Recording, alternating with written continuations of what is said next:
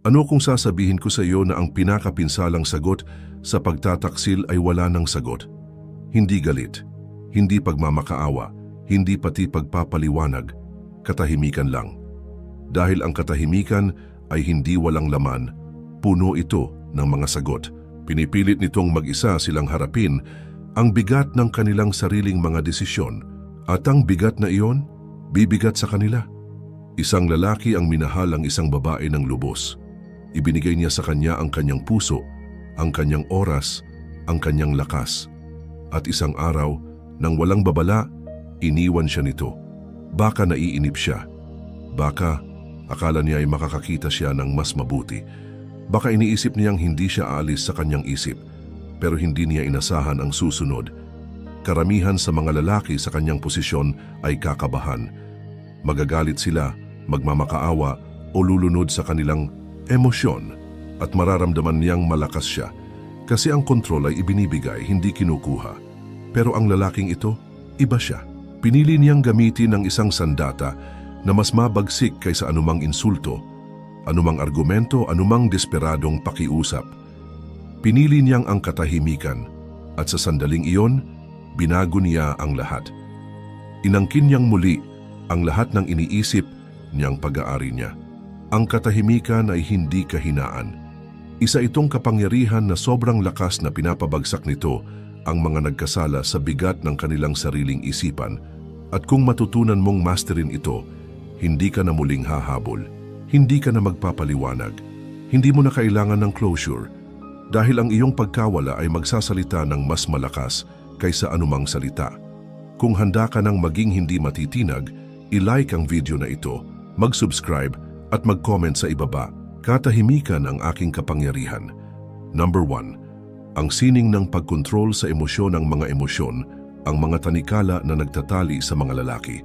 Kapag hinayaan mong kontrolin ka nila, nagiging predictable ka, mahina at madaling manipulahin. Inaasahan niyang magre-react ka, inaasahan niyang magagalit ka, desperado, marahil galit. Dahil hanggat may reaksyon ka, alam niyang may halaga ka pa sa kanya. Pero sa sandaling tumigil ka, sa sandaling magbago ka, lilipat ang kapangyarihan. Isipin mo ito, aalis siya, inaasahan niyang hahabulin mo siya. Hihintayin niyang makakatanggap siya ng text, tawag o isang pagputok ng emosyon. Baka nga mag-post pa siya online.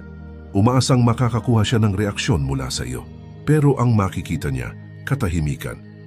Walang pagmamakaawa, walang pagpapaliwanag, walang desperadong pagsubok na magbalik loob. Isang puwang na dating puno ng iyong atensyon. At ang puwang na iyon, hahantong ito sa kanya dahil kapag ang isang tao ay umaasa ng isang emosyonal na pagsabog ngunit walang natamo, magsisimula siyang magtaka sa lahat. Bahalaga ba ako? Talaga bang minahal niya ako? Bakit hindi siya sugatang sugat? At dito magsisimula ang laro ng isipan. Kapag tumanggi kang mag-react, magtatanim ka ng binhi ng pagdududa sa kanyang isipan. Habang tumatagal ang iyong katahimikan, mas lalakas ang pagdududang iyon. Unawain mo ito. Ang pagiging reactive ay kahinaan. Ipinapakita nito sa mga tao kung paano ka pababagsakin. Binibigyan ka nito ng kontrol. Pero ang kontrol sa emosyon, iyan ang tunay na dominasyon. Ang lalaking hindi matitinag ay hindi matitinag. Ang lalaking tumanggi mag-react ay nagpapalakas sa mundo upang mag-react sa kanya. Madali ang magalit, mahina ang magmakaawa, pati ang mga insulto at paghihiganti ay nagpapakita na may pakialam ka pa. Pero ang katahimikan ay nakakatakot dahil ang katahimikan ay kawalan ng pagpapahalaga at ang pagpapahalaga ang hinahanap niya. Kailangan niyang malaman na mahalaga siya, na may epekto siya, na nasasaktan ka nang wala siya. Pero kapag wala kang ipinakita, kapag nagpatuloy ka na parang hindi siya kailanman nag-exist, para itong binura siya sa iyong buhay. At ang sakit na yon, karamihan sa mga tao, hindi nila kayang tiisin. Dito, karamihan sa mga lalaki bumagsak. Akala nila ang pagputol ng ugnayan ay nangangahulugang maghihintay lang sila sa dilim. Lihim na umaasa na babalik siya. Hindi iyon kapangyarihan, isa lang iyon pang-attach. Ang tunay na kontrol sa emosyon ay hindi lang basta putulin siya, titigil ka ng mag-alala. magiging walang pakialam ka, gagalaw ka ng may layunin, disiplina at focus, walang pag-aalinlangan, walang pagsisisi, walang pangangailangan ng closure. Pag-aralan mong kontrolin ang sarili at makokontrol mo ang sitwasyon, magiging hindi matitinag ka, hindi mababasa, isang puwersa na hindi kayang manipulahin. At sa sandaling iyon, mararamdaman niya ito, na wala ang kapangyarihan na mayroon siya sa iyo. Kung handa ka nang bawiin ang kontrol, i-like ang video na ito, mag-subscribe at mag-comment sa ibaba, ako ay hindi matitinag. Number 2. Ang batas. Ang reverse psychology, ang kalikasan ng tao, ay nakalaan para sa isang bagay. Ang nais laging makuha ang hindi natin maabot. Kung gaano kabilis at kadali makuha ang isang bagay, ganoon ito nagiging hindi gaanong mahalaga. Kaya't ang desperasyon ay nagtataboy at ang kawalang pakialam ay umaakit. Sa sandaling tumigil kang maghabol, pinipilit mo siyang magtaka kung bakit. Sa sandaling tumanggi kang makialam, pinaparamdam mo sa kanya na naghahanap siya ng iyong atensyon. At kapag tuluyan kang nawala, nagiging isang obsession siya. Iniwan ka niya, iniisip niyang ipaglalaban mo siya. Iniisip niyang matitinag ka. Pero kapag ginawa mo ang kabaligtaran, kapag nawala ka ng parang bula, umiikot ang kanyang isipan. Nagsisimula siyang magtanong sa lahat, bakit hindi siya tumawag? May pakialam ba siya talaga? May iba na ba siyang kasama? Inaasahan niyang magalit ka, malungkot, o kahit galit. Ang hindi niya inasahan, ang hindi niya ipinaghanda, ay katahimikan. Ang katahimikan ay makapangyarihan dahil pinipilit nitong punuan ng ibang tao ang mga nawawalang detalye at ang isipan ng tao ay malupit. Gumagawa ito ng mga kwento na mas masahol pa kaysa sa realidad. Kapag tumigil ka ng mag-reply, hindi lang niya iniisip na moving on ka na. Isipin mong binubuo niya ang ideya na ikaw ay umaasenso, umaangat, nagiging isang tao na hindi kayang abutin. Nagtataka siya kung kailan ka ba talagang naging seryoso. Kung nagkamali ba siya sa pagpapahalaga sa sarili niyang halaga. At bigla, ang kapangyarihan na akala niya ay nasa kanya. Naubos na. Pero narito ang tunay na sikreto. Kung gagawin mo ng tama ang laro na ito, hindi lang niya pagdududahan. Ikaw ay pagpapalungkotin. Baka makita ka niya sa publiko, hindi nag-aalala at mas maganda kaysa dati. Baka may mga kaibigan kayo na nagsasabing maganda ang iyong kalagayan. Baka marinig niyang may iba ng babaeng may atensyon mo. At ngayon, siya na ang makakaramdam ng pagiging iniwan. Ang reverse psychology ay epektibo dahil ito ay nagmamanipula ng mga inaasahan. Inaasahan niyang siya ang magiging premyo, siya ang may kontrol.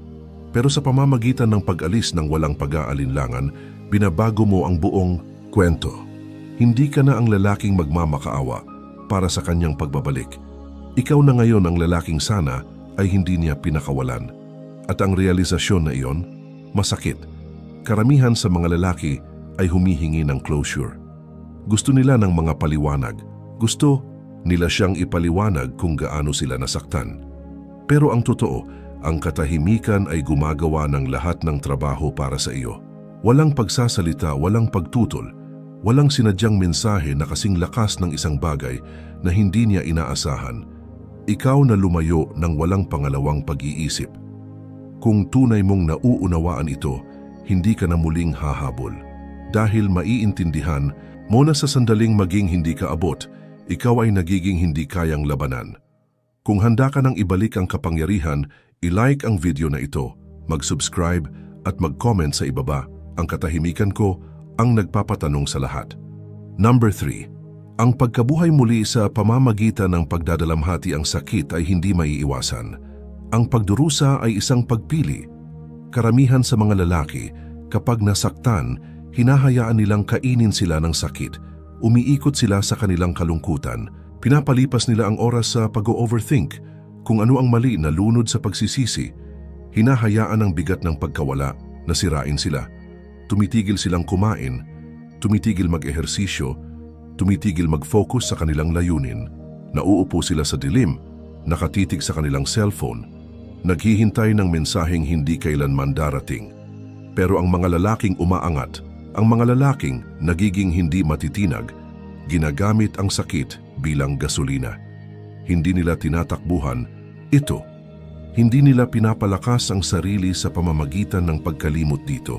Niyayakap nila ito, binabago at bumangon na mas malakas kaysa dati. Dito hinuhubog ang iyong kapangyarihan. Hindi sa mga madaling sandali, kundi sa mga pagdurusa. Inaasahan niyang matitinag ka. Inaasahan niyang maghuhulog ka, mawawala sa sarili mong kalungkutan. Gusto niyang maniwala na hindi ka na makakabangon mula sa pagkawala niya. Dahil hanggat nasasaktan ka, hawak pa rin niya ang kapangyarihan sa iyo.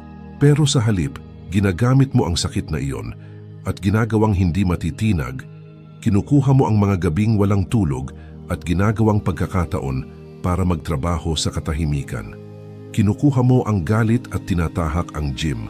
Kinukuha mo ang pagkawala at ginagawang self-discipline.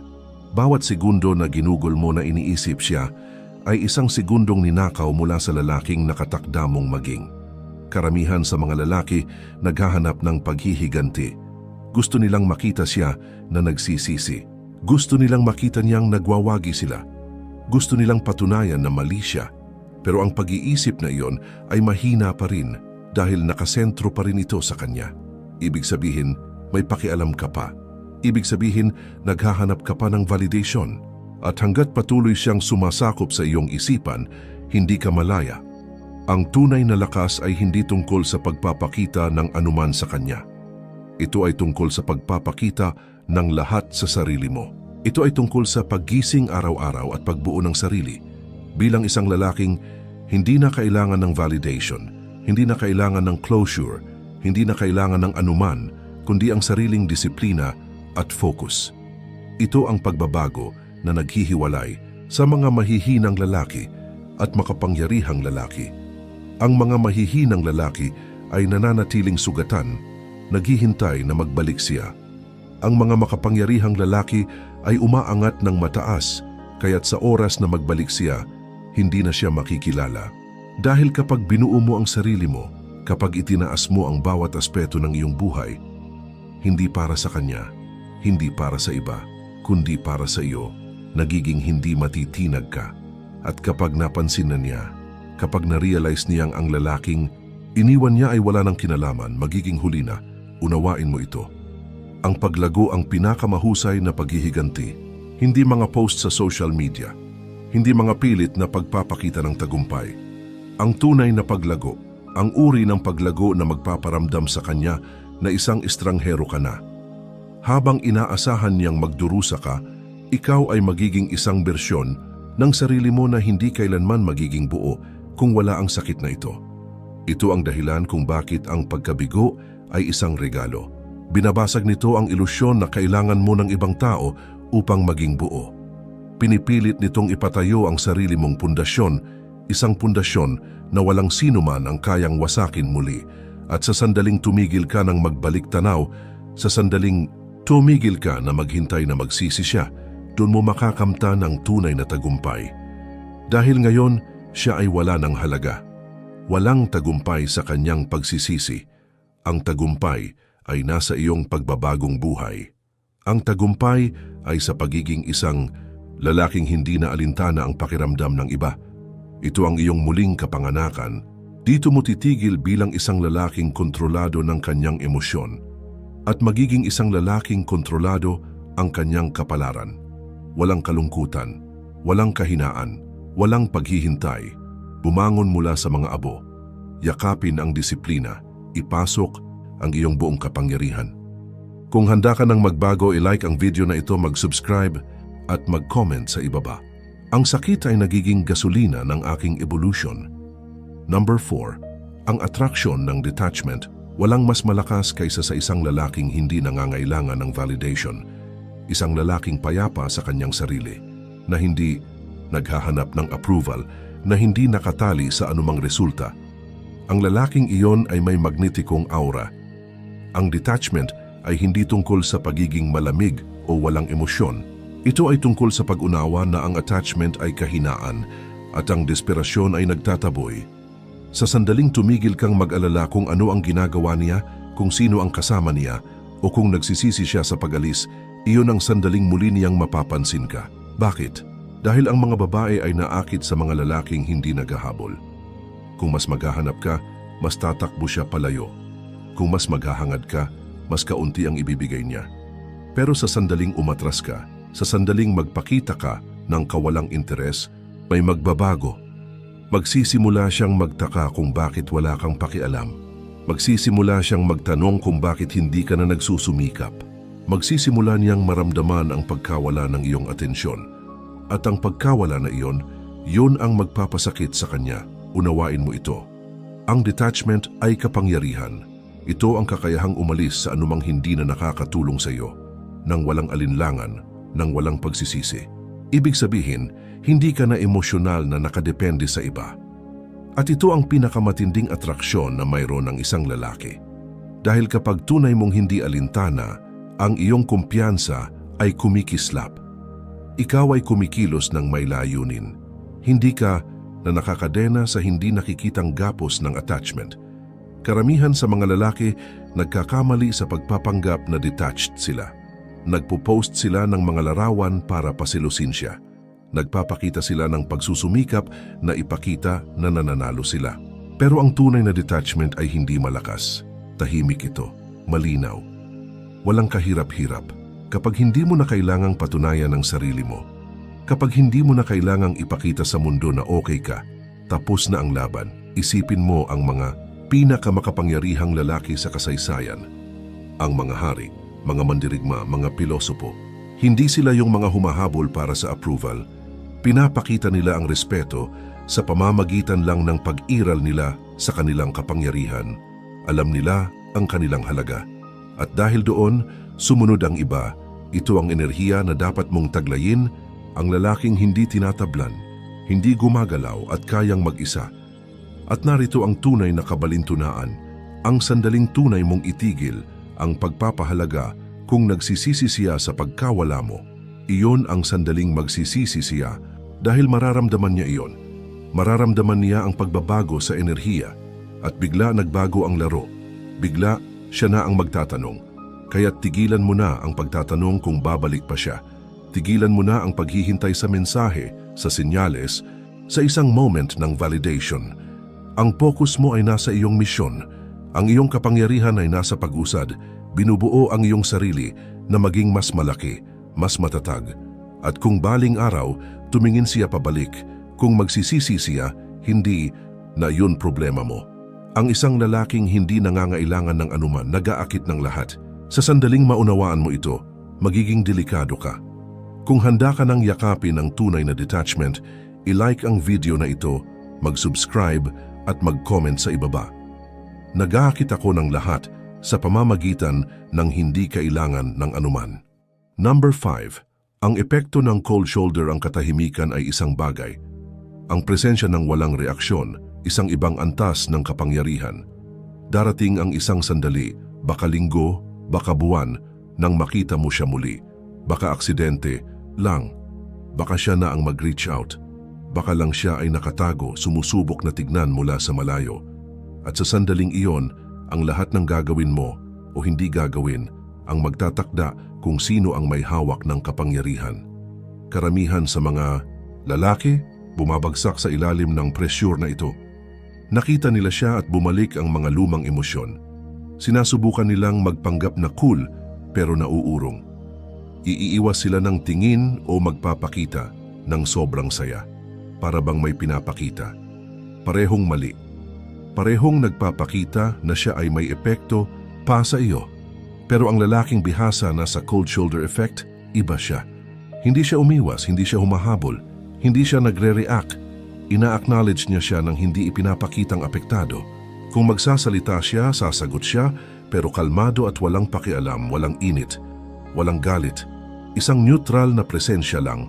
Ang enerhiya niya ay nagsasabi, isa ka na lang ibang tao ngayon, at iyon ang magpapabagsak sa kanya dahil inaasahan ng mga babae na ang mga lalaki ay magmamakaawa o magpapasira ng tulay. Inaasahan nila ang galit o ang pananabik, pero ang kawalang interes ay nakakatakot. Sinasabi nito sa kanya na hindi ka na espesyal, na nawala na ang lahat ng emosyonal na kontrol sa iyo. At ang epekto na iyon, maghahantong sa kanya kaysa sa anumang argumento. Isipin mo ito, magpapadala siya ng isang simpleng mensahe, sinusubukan ng tubig. Inaasahan niyang makakakita ng excitement, galit, kahit anuman. Pero sa halip, makakakuha siya ng isang maikli, hindi pilit, na sagot. Walang emojis, walang sobra-sobrang paliwanag, walang indikasyon na naisip mo pa siya. At ngayon, siya ay nalilito. Maliit na ba siya sa iyo? Talaga bang nakalimutan mong mag-move on ng ganun kadali? Ang pagdududa ay kumakalat tulad ng isang virus sa kanyang isipan. Dahil ngayon, siya na ang naghahanap ng iyong validation. Nagbabaliktad na ang mga papel. Kailangan niyang malaman kung may kontrol pa siya.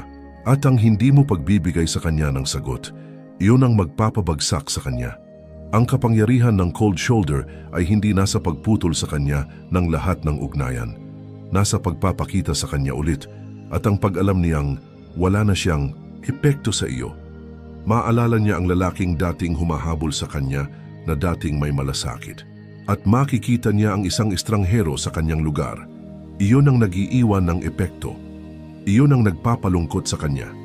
Pero pagdating ng oras na maalala niyang nawala, hindi mo na apektado dahil ang bersyon ng iyo na siya ay dati kilala, patay na. Kung handa ka nang makamit ang ganitong antas ng kontrol, i-like ang video na ito, mag-subscribe at mag-comment sa ibaba. Pinakamalakas ako kapag wala akong sinasabi. Number 6. Ang pagbalik ng isa na umalis, laging bumabalik sila. Laging. Baka hindi ngayon, baka hindi bukas, pero isang araw kapag tumigil ka nang isipin siya. Kapag binuo mo ang iyong sarili para maging mas mataas, kapag ang iyong katahimikan ay naging malakas na, babalik siya. At kapag nangyari iyon, mayroon ka lamang isang trabaho. Siguraduhin na hindi na siya mahalaga. Ito ang sandali kung saan karamihan sa mga lalaki ay nabibigo. Sila ay nasasabik, iniisip nila, ito na ang pagkakataon ko, sa wakas ay nakikita niya ang aking halaga. Kinuha nila ang paino, masyado silang mabilis sumagot, pinapasok siya masyado ng madaling-madali. At agad, ang lahat ng kapangyarihan na kanilang nakuha ay nawala. Dahil ang totoo hindi siya babalik, dahil bigla niyang naisip kung gaano ka kahanga-hanga. Babalik siya dahil siya ay naging mausisa, dahil sinusubukan niyang alamin kung makakontrol pa niya ikaw. Pero ang lalaking nagbago ay hindi papasok sa bitag na ito. Kapag bumalik siya, hindi siya magmamadali. Hindi siya magsasaya. Hindi niya bubuksan ang katahimikan niya ng may kasiyahan. Mananatili siyang hindi apektado. Baka sumagot siya, baka hindi.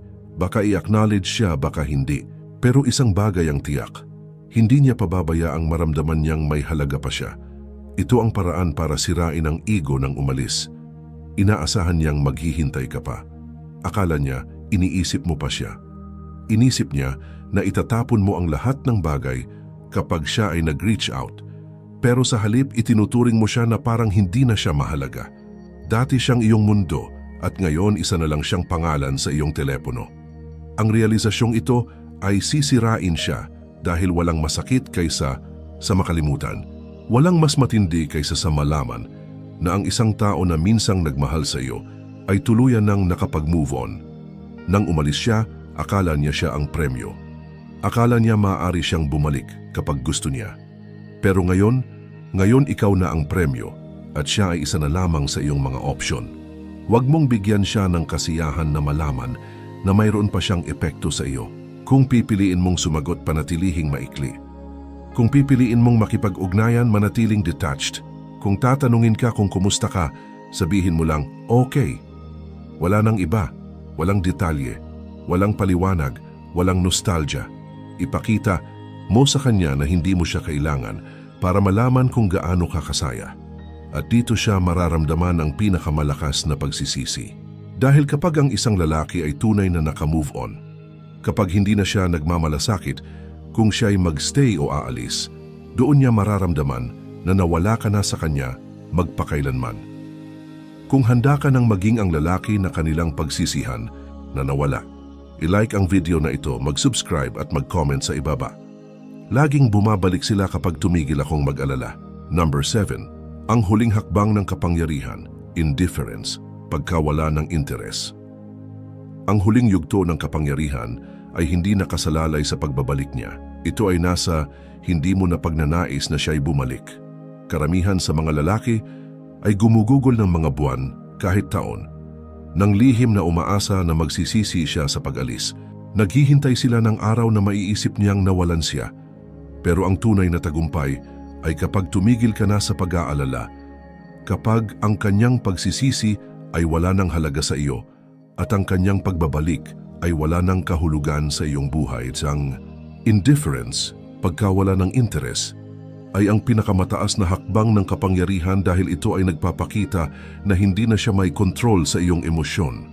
Hindi ito galit, hindi ito puot, ito ay wala at ang wala ay nakakatakot. Dahil kapag ang isang lalaki ay tunay na naka-move on, hindi niya ito ipinapaalam. Hindi siya naghahanap ng paghihiganti.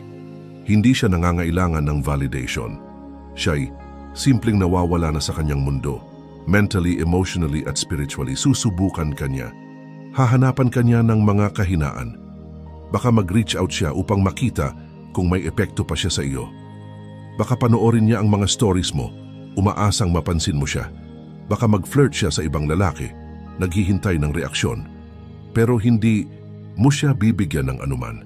Walang galit, walang selos, walang pag-usisa, tanging malamig, walang emosyon na pag-detach at iyon ang magwawasak sa kanya.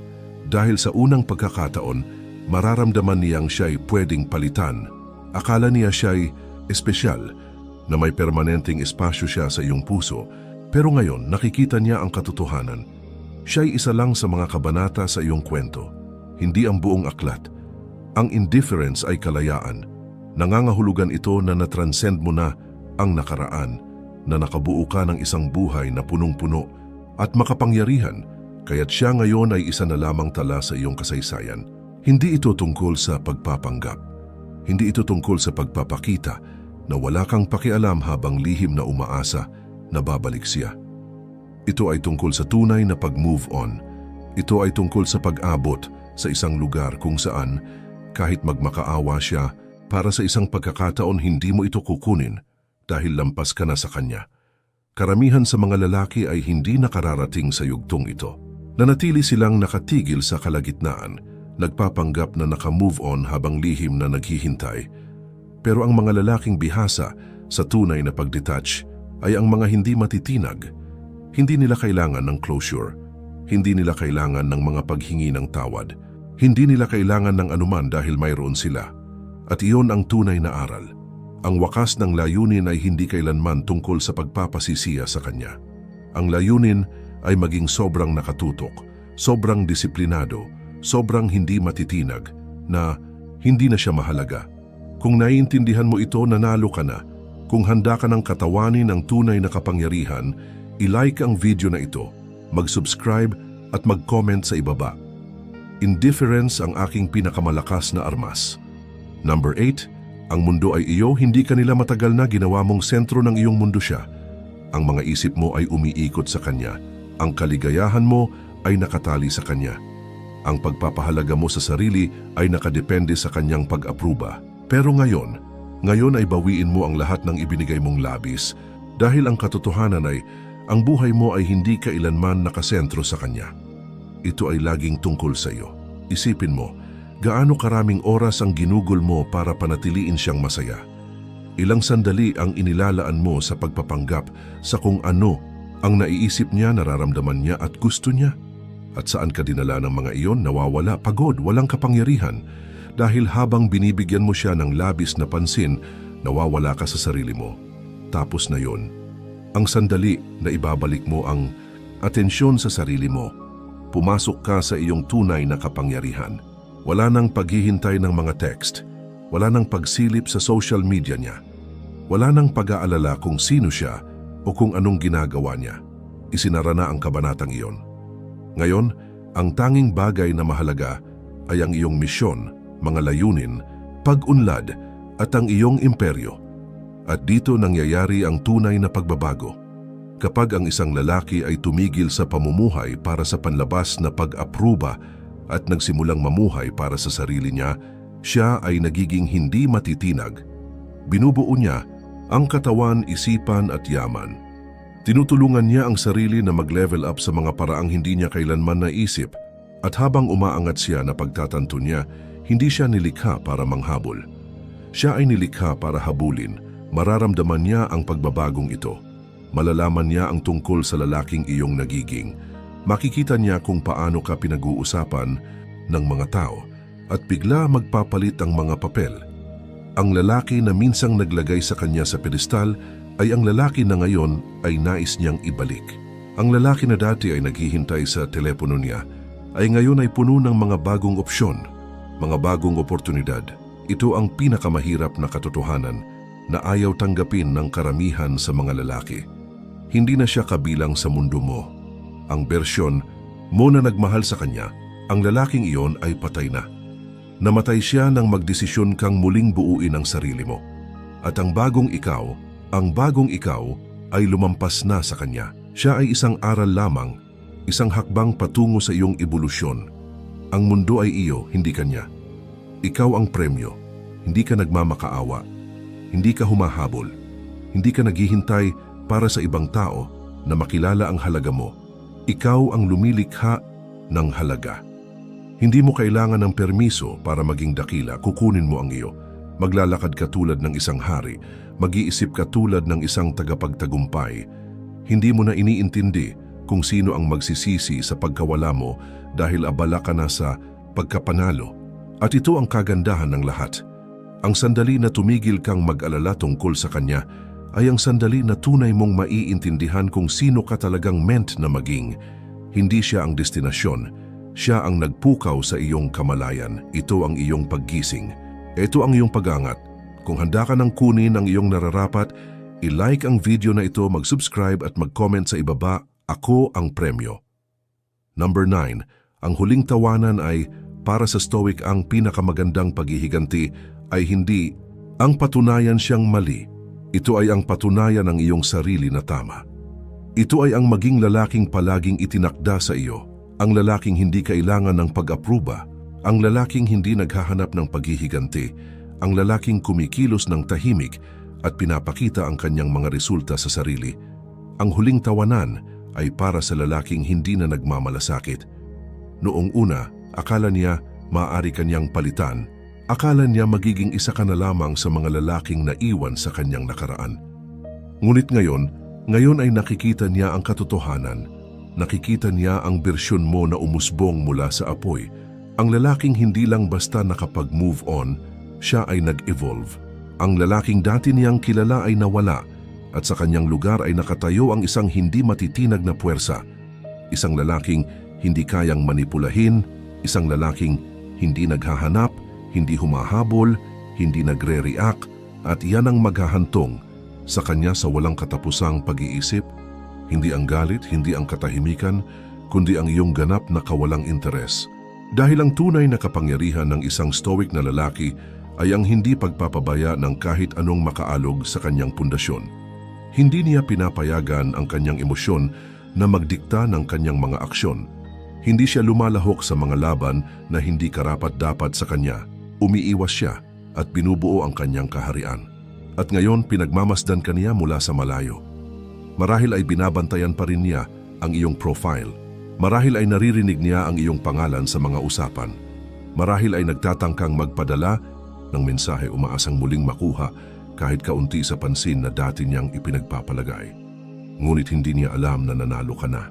Hindi dahil pinagselos mo siya, hindi dahil nagsisisi siyang iniwan ka, kundi dahil wala na siyang espasyo sa iyong isipan. Akala niya may kapangyarihan siya sa iyo. Akala niya palagi ka lang nandyan, naghihintay, umaasa, nagnanais.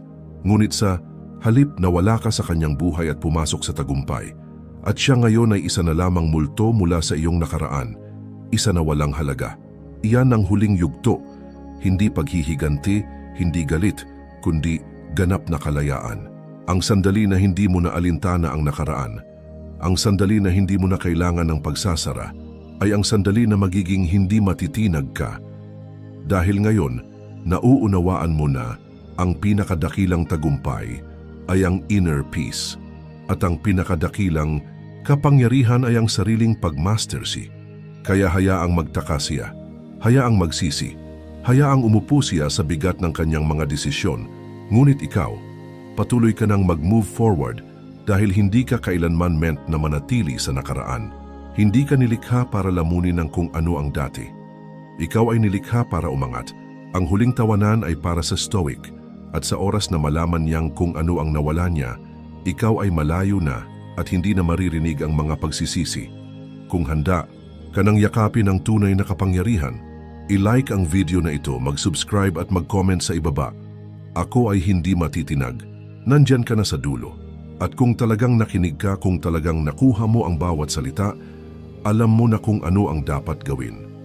Ito na ang iyong sandali, ang sandali na pipiliin mong maging stoic kaysa maging mahina, paglago kaysa stagnation, kapangyarihan kaysa desperasyon. Unawain mo ito. Hindi siya ang destinasyon, siya ang catalyst. Siya ang pangyayari na nagpabago sa iyo, ang nagpatigil sa iyo at tinanong ang iyong tunay na halaga.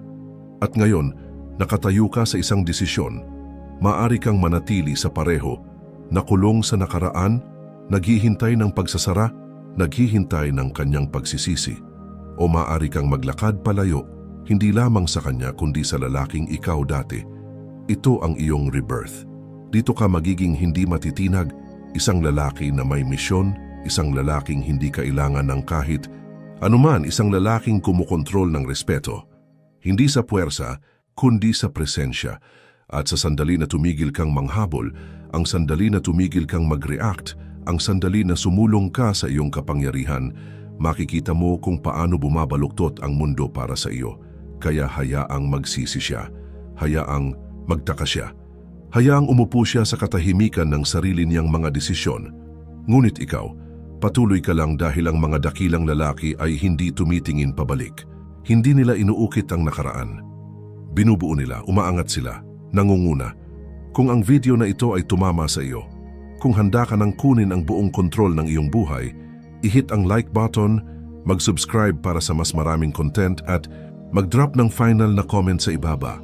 Ako ay hindi matitinag at tandaan ang huling tawanan ay palaging para sa Stoic.